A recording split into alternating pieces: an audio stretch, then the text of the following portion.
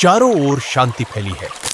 चांदनी रात्र, लुंबिनी का गूढ़, सुंदर लेकिन रहस्यमयी जंगल, पत्तों की सरसराहट, दूर कुएं से पानी की आवाज और रात्रिचर प्राणियों की अजीब आवाजें, मानो प्रकृति कुछ कहने की कोशिश कर रही हो।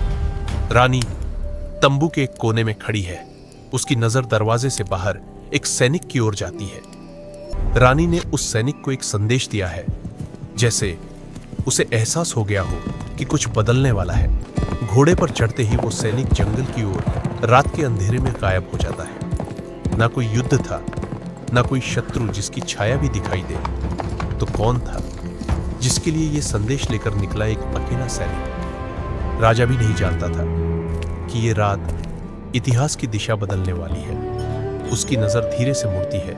सामने सिद्धार्थ बैठा है, एक छोटा सा बालक, लेकिन उसकी आंखों में असामान्य शांति है। नजर स्थिर है, जैसे वो सिर्फ देख नहीं रहा बल्कि ब्रह्मांड को पढ़ रहा है। कोई शब्द नहीं, लेकिन उसका मौन जैसे रानी से बहुत कुछ कह रहा हो। जैसे उसका हर शांत श्वास रानी के भीतर उठते असंख्य प्रश्नों का उत्तर बन चुका हो।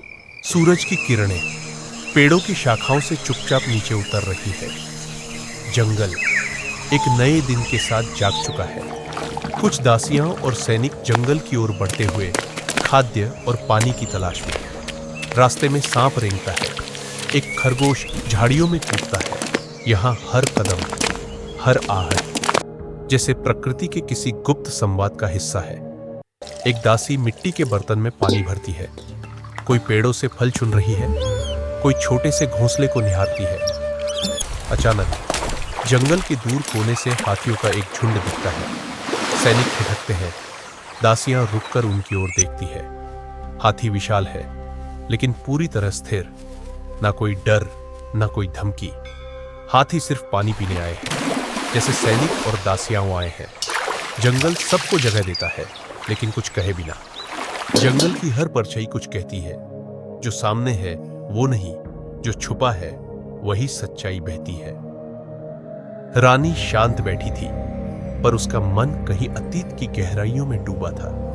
उसे याद आया कैसे वर्षों पहले उसने और महाराज ने इस संतान के लिए अनगिनत प्रयास किए थे। कैसे हर देवालय में दीप जलाए, हर व्रत रखा। उसकी आंखों में अतीत की मधुर स्मृतियां उतर आई। पर इस सुखद पल में भी रानी का शरीर कमजोर था। एक दासी भीतर आई और औषधि लाने का संकेत किया। रानी ने पुत्र को धीरे से शैया पर सुलाया और फिर कमरे से बाहर चली गई। थोड़ी शांति छा चुकी थी। सूरज ढल चुका था और अब वह क्षण दूर नहीं था जब यह दिन पूरी तरह रात में बदल जाएगा। कुछ देर बाद रानी को भोजन और औषधि पहुंचा दी गई। सभी ने अपना अपना भोजन किया और फिर धीरे धीरे विश्राम के लिए अपने अपने स्थानों पर चले गए। हल्की मंद रोशनी में एक अकेला सैनिक चुपचाप खड़ा है, मानो किसी अवसर की प्रतीक्षा कर रहा हो। जब सन्नाटा फैल गया, वह सैनिक आगे बढ़ा। रानी ने संदेश सैनिक को सौंपा और धीमे स्वर में कहा, इसे तुरंत महाराज तक पहुंचा दो। यह सिद्धार्थ के विषय में है।